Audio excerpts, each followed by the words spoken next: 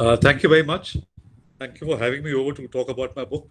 If you agree, I'll talk about the book in some amount of detail. And during the Q&A, the points that you had raised about Indian role and what is happening over there, we can touch upon that in the question and answer session. So let me begin.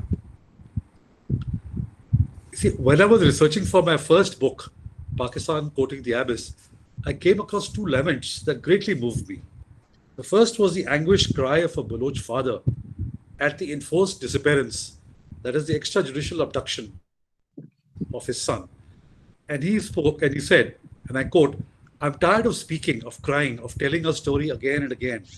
If only suicide was not prohibited by religion, I would have killed myself." The second was the lament of a young Baloch student, and she wrote in an article, "What concerns me most is a word. It is a simple word that is not heard on the lips of people in most parts of the world. But for me, it is a word that desperately needs to be heard more often. That word is Balochistan. We pleaded and knocked on every door there is in the name of justice. Yet, no one heard us. What have we received from the people of Pakistan except neglect and torment?" Unquote. The pain and pathos of these two laments motivated me to study Balochistan in all its dimensions and to try and lift the veil of secrecy that Pakistan had imposed on the province. The result was the book, The Balochistan, Pakistan, the Balochistan Conundrum. Now, Balochistan presents a mosaic of conflicts and fault lines with multiple layers of violence. These range from those between the Baloch nationalists and the state, inter and intra-tribal feuds and clashes, ethnic divisions, sectarian conflicts, and terror strikes. During the last decade, the most ominous development has been the sickening frequency with which people have gone missing and how their tortured bodies have started turning up after some time. Not surprisingly, Balochistan, even 70 years after Pakistan's creation, has been described as quote unquote an edgy place, quote, a boiling cauldron of ethnic, sectarian, secessionist, and militant violence, threatening to boil over at any time, unquote. The Human Rights Commission of Pakistan has likened the situation to, quote, an active volcano that may erupt any time with dire consequences. The situation is alarming and worsening by the day, unquote. The moot question is, why is Balochistan such a lingering problem, a festering sore for Pakistan? And the short answer is that of all the conflicts, the most enduring and bitter one has been that between the Baloch nationalists and the state. This has been continuing in some form or the other ever since Pakistan's forcible accession in 1948 of the princely state of Kalat, as Balochistan was called then. The book begins by discussing the land and its strategic importance and the people of Balochistan. The main resource of the province is its geography and strategic location, while its Achilles heels is the skewed land-to-population ratio. Section 2 highlights the historical development of Balochistan, especially during the British rule and partition of the subcontinent, and shows why the legitimacy of Kalat's accession to Pakistan is questionable. There is also an element of stab in the back, since it was Jinnah who, as the Khan's lawyer, had argued the case for Kalat's independence with the British, but as Governor General of Pakistan, he forced the accession of Kalat, betraying the trust reposed in him.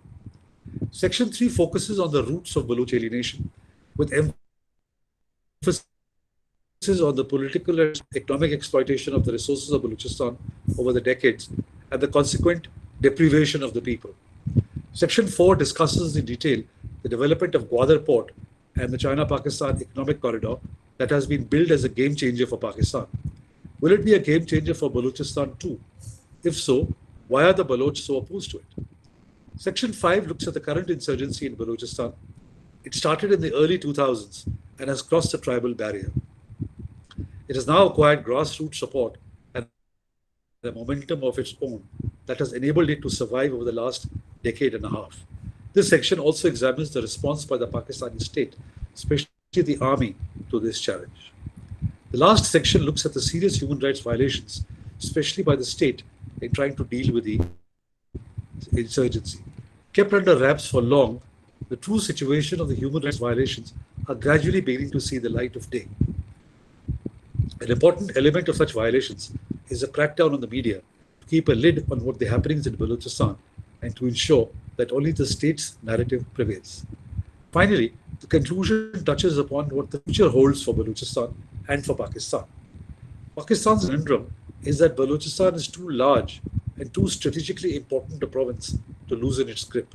Yet, the policies adopted for the last 7 decades have done everything to keep the province alienated rather than bring it into the mainstream. Will the next 7 decades be any different? The Baloch narrative hinges on the indelible historical memories of being independent and the injustices the people feel that they have undergone since they were forced to accede to Pakistan. Many Baloch continue to believe that the forcible accession of Kalat snuffed out their identity. Many also believe that Kalat was never a part of India. The British violated solemn treaty arrangements by treating it as an Indian state just prior to the departure, and Pakistan was guilty of forcing its accession. This is an issue that resonates even today and is perhaps one of the more important reasons why many Baloch have not reconciled with Pakistan. Post-accession, the alienation of the Baloch was aggravated due to economic exploitation and discrimination. The feeling has grown that the federal government, dominated by Punjab, was systematically colonizing their province by exploiting their vast natural resources. A famous Baloch saying is, and I quote, "A Baloch may be born without socks, but every step that he takes is on gold," unquote. Feelings of alienation have been further stoked by the continuing military operation in the province and serious human rights violations, the kill and dump policy I mentioned earlier, the exclusion of the Baloch in decisions pertaining to mega projects like CPEC and the development of the Gwadar port, the anxiety of being turned into a minority in their own province, and so on. This has created the fear that the Baloch would soon lose their identity. When the Baloch compares himself with counterparts in other provinces, especially Punjab, he rightly asks, what has he gained from being a part of Pakistan? As the Human Rights Commission of Pakistan cautioned in 2009, and I quote, "The sense of deprivation and suppression is deep-rooted in the Baloch national identity. The establishment's failure to negotiate and compensate further isolates a population that has long put up with armed and aggressive tactics to curb the struggle for their rights," unquote. For the Baloch, this, coupled with socio-economic disparities and lack of provincial autonomy, has made the conflict, in essence, over identity, to preserve their culture, language, and ultimately all that it means to be a Baloch. The state narrative has its roots in the movement that led to the creation of Pakistan, the Pakistan movement. Jinnah's thesis for Pakistan was built on the ideological edifice of Islam providing glue for a nation. Such an argument was, however, contrary to what Islam preached, as pointed out by Maulana Abdul Kalam Azad in an interview. He said, and I quote, "Pakistan is being demanded in the name of Islam. Division of territories on the basis of religion is a contraption devised by the Muslim League. They can pursue it as their political agenda, but it finds no sanction in Islam or the Quran," unquote. Jinnah's concept that Islam provided glue for the divergent nationalities that came to constitute Pakistan came a cropper because in the diversity, here people instinctively thought of themselves as Bengalis, Baloch, Pashtun, Seraiki, and Sindhis rather than as Pakistanis. Wali Khan perhaps best exemplified this identity dilemma when he said in the National Assembly, and I quote, "I have been a Pashtun for thousands of years, a Musalman for 1300. Pakistan, millions of others, the specific ethnic identity was far more important than a Pakistani identity.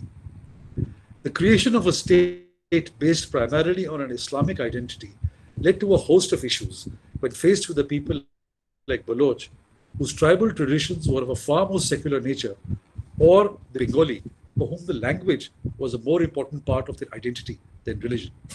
The creation of Bangladesh had two important implications. One, it demolished the thesis that Islam could provide glue to bind historic nationalities. Second, it reinforced the feeling that provincialism and provincial autonomy would lead to further dismemberment of the state. Hence, any form of provincial rights or nationalist movements became an anathema to the government, and the only instrument used to crush such movements was military. For example, when President Zia in 1977 met Baloch leaders in jail, he told them, and I quote, "We are all Muslims, and we should not say that we are Baloch or Pashtun," unquote. The Baloch leader Ghosbaks Bizinjo replied, quote, "We are Baloch and Pashtuns and we will never make a viable Pakistan except on that foundation," unquote. Another Baloch leader, Abdul Hai Baloch, put it, quote, "The establishment has never accepted the fact that Pakistan is a multi-nation country. Pakistan came into existence in 1947, but Baloch, Pashtuns, Sindhis and Punjabis have been here for centuries. They have their own culture and languages," unquote. Finally, the central government's narrative miscreants, that is, a small number of tribal sardars, are creating trouble. According to the state, they are misleading the Baloch in order to maintain their privileges and grip on power and derailing the central government's efforts to modernize and develop. What the government has not been able to explain convincingly is why have so many Baloch, especially in the non-tribal areas like the Makran coast, taken up arms against the central government if it is only the Sardars fighting for their privileges. Clearly, the message of the tribal chief resonates with the Baloch population, motivating them to pick up arms, while that of the central government does not. The government does not seem to have understood that the people treated social and political issues separately. They opposed the domination of the Sardars, but supported the same Sardars in political matters. That is why they blame Islamabad and not the Sardars for their deprivation.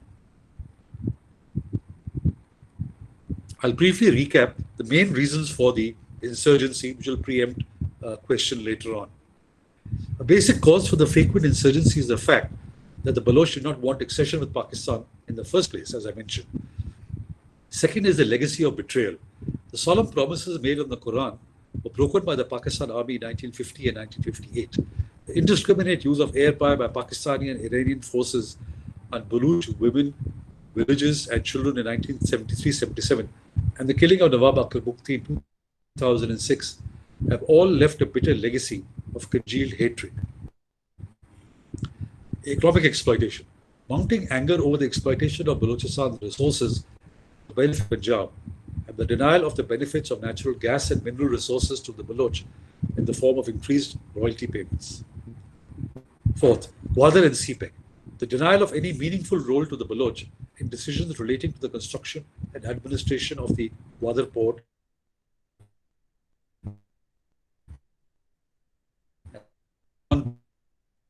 Baloch into the province construction of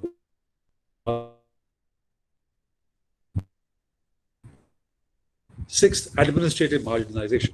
The continuing discrimination against the Baloch in matters of recruitment to the armed forces and various civilian departments of the government, both at the federal and provincial levels. Army presence. The overwhelming presence of the security forces and the establishment of more cantonments in the province that are perceived to facilitate the extraction of Balochistan's resources. Eighth, control of own resources. The Baloch desire a greater stay and less interference with their political and economic destiny, especially over resources like gas and mega projects like Gwadar. Timing. The above factors have combined with the province's increased significance due to the construction of Gwadar port and the CPEC. With Gwadar being the outlet of the CPEC, the strategic importance of Balochistan has increased phenomenally. This has led to the central government increasing its authority inside Balochistan at the behest of the Chinese. Paradoxically, the Mejak projects have thus exacerbated Baloch grievances by changing the dynamics between Islamabad and Quetta. It is this changed dynamic that has increased the ferocity of the crackdown on the Baloch. Additionally, there is an apprehension that there would be an influx of foreign workers and an increased military presence. This has ignited the smoldering belief among the Baloch nationalists that the central government seeks only to subjugate them and exploit their resources for the benefit of the central government.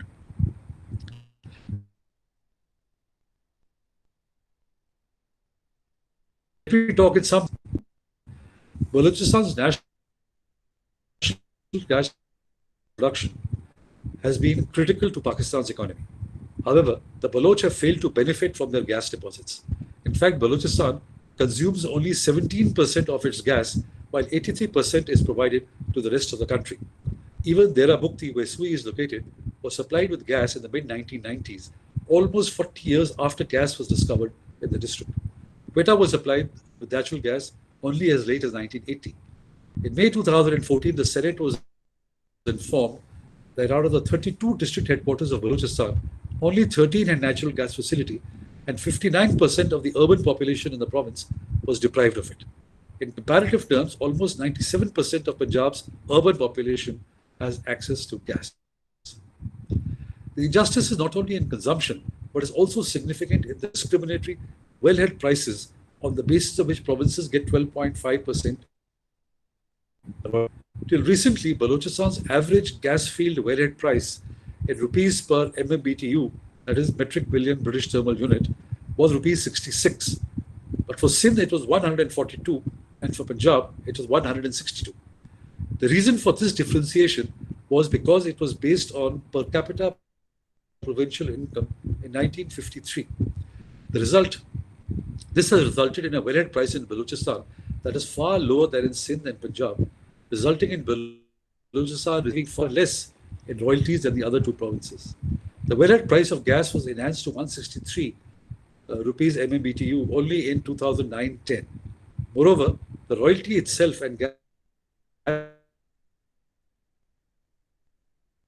years after the discovery of natural gas in Balochistan. Thus, for decades, Balochistan lost out even on royalty. According to one calculation, from 1965 to 2000, resources worth rupees 7 trillion were transferred from Balochistan to other parts of the country. Not surprisingly, the Baloch have interpreted the disparity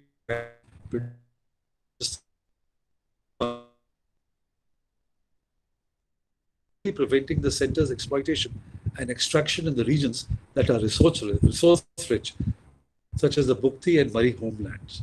Because the country so heavily depends on the supply of gas from Balochistan, the gas fields and Balochistan distribution grids have become bargaining chips in the conflict. With periodic attacks on pipelines and installations disrupting gas supplies, the Baloch are determined to increase the cost of the conflict for Islamabad. Not surprisingly, that the impact of exploitation is reflected in the social Kaiser Bengali. Empirical evidence shows that Balochistan has suffered and continues to suffer systematic economic exploitation, discrimination, and neglect. He laments, and I quote, "We have taken much from Balochistan and given very little to it. How can a province be so rich in resources and yet suffer from abject poverty? This is a saga of massive resources transfer, colonial-style political and economic management," unquote. The socio-economic indicators in Balochistan are the worst in Pakistan. Thus, the 10 highest deprived districts of Pakistan, 9 are from Balochistan. The percentage of population living in a high degree of deprivation stands at 88% in Balochistan and only 25% in Punjab. 13 of the most underfed districts in Pakistan are from Balochistan.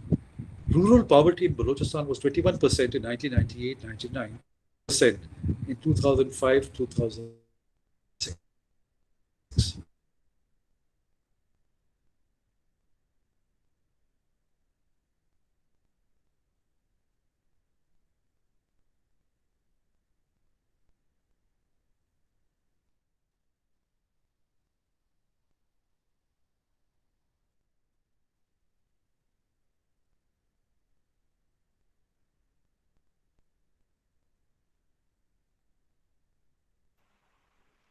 We can't hear you.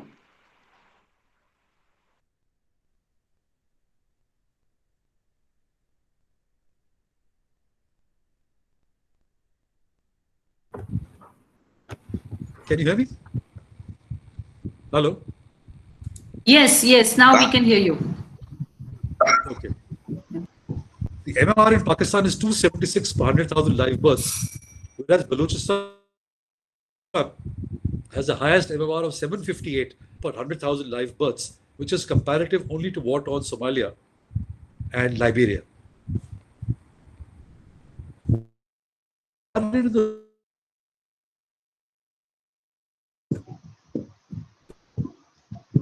There is something wrong. I can't hear. Fighting. The voice is getting cut.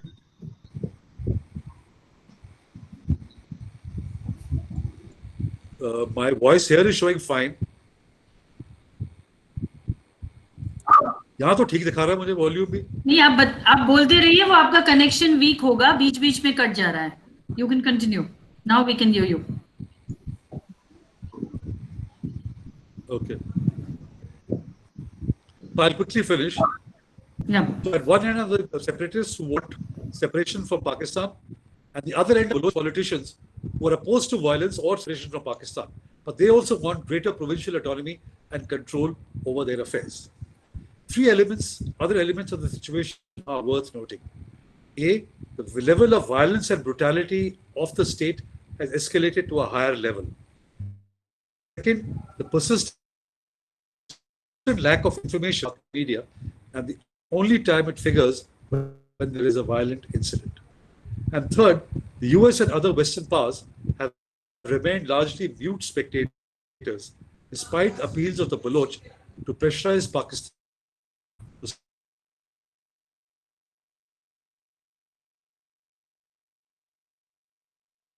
And what is the likelihood of the establishment of an independent Balochistan? Certain factors need to be considered. First, this is the fifth insurgency in Balochistan. In other words, in the 70 years since Pakistan's creation, almost every successive generation of the Baloch have risen in revolt, having lost faith that the grievances could be addressed within the political system. Every time the Baloch have risen, they have been put down militarily without an attempt being made to address their basic problems and issues and giving them an equal opportunity to become stakeholders in Pakistan. As a result, these issues have festered and erupted whenever the Baloch have thought they were in a position to assert their rights. Third, for most Baloch, it is now about their honor, about their survival with dignity in their own lands, in a word, about independence. Fourth, the Human Rights Commission of Pakistan noted in 2009, quote, in this crisis, a section of the people of Balochistan has been driven to the conclusion that they are being viewed as enemies of the state. It was common complaint that security personnel have adopted the same attitude and same hatred towards the Baloch that they had for the Bengalis. However, the political realities are indeed very challenging and pose major obstacles to the realization of Baloch hopes. These would include lack of a middle class, a united and modern leadership, the fact that Baloch are a tiny fraction of Pakistan's population. Further, neither Iran nor Afghanistan show any signs of encouraging Baloch separatism because such a movement might encompass their own Baloch population. Pakistan's military is large with well-trained troops and sophisticated weapons, making it capable of holding the country. The Pakistan army will manage to outfight the Baloch fighters. Therefore, at present levels, the conflict is unlikely to threaten the integrity of the state. However, while the Pak army will outfight the Baloch, whether it will manage to outlast the people who are fighting to protect their identity and their homeland is a different matter altogether. What is likely is that protracted violence will continue to afflict Balochistan. The Baloch insurgents cannot defeat the army, but they can certainly, as they have demonstrated, defy the writ of the state, increase the cost for the army to maintain its grip on the province, and prevent further exploitation of the resources. Thus, neither the army nor the Pakistan state can get much comfort from the situation. To conclude, the roots of the Baloch alienation and resentment run deep. The state led by the army just cannot or does not want to understand the import and depth of Baloch nationalism. Having learnt very little from the past, the Pakistan state led by the army sees the insurgency as a law and order problem that needs to be tackled militarily. As has been well said of the Pakistan army, if all you have is a hammer, everything looks like a nail. The army does not see that the insurgency is not the real problem, but the result of a problem, and the problem is political. It goes to the heart of what kind of a state Pakistan is and whether minority nationalities like Baloch can be accommodated equitably or will have to live subserviently under the dominant Punjabis. One thing is clear, that unless resolved, the insurgency in Balochistan, even at current levels, will eat the innards of Pakistan. Having sustained the insurgency for a decade, it has developed a rhythm of its own. Hence, military force alone will not break Baloch resistance. Pakistan will have to be prepared for the long haul and will have to compromise with the Baloch. Continuing to seek a military solution to a political problem may make sense tactically in softening the opposition, but it can never be a long-term solution. For the present, however, it seems unlikely that there would be a radical change in the manner in which the army deals with the Baloch. Let me end with a couplet by the nationalist Baloch poet Habib Jalib that best expresses what the book and what Balochistan is about. And he writes, मुझे जंग आज़ादी का मज़ा मालूम है, मुझे जंग आज़ादी का मज़ा मालूम है, बलोचों पर जुल्म की इंतहा मालूम है, मुझे ज़िंदगी भर पाकिस्तान में जीने की दुआ ना दो, मुझे पाकिस्तान में 60 साल जीने की सज़ा मालूम है. Thank you very much.